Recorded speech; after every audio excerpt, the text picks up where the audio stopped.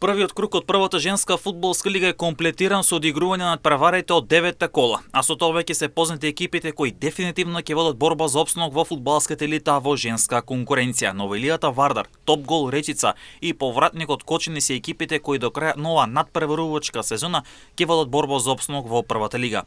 Како што е познато, последно пласираната екипа директно испаѓа во втората женска фудбалска лига, а пак предпоследната 9-та позиција води кон баражот за можен опстанок во првата лига. По 9 кола, Вардар е седми со 5 бодови, а по 4 бодови има Топгол Речица екипата на Кочани. Самата табела дава јасна слика дека овие 4 екипи ќе водат борба за опстанок, а сите останати за што повисок пласман.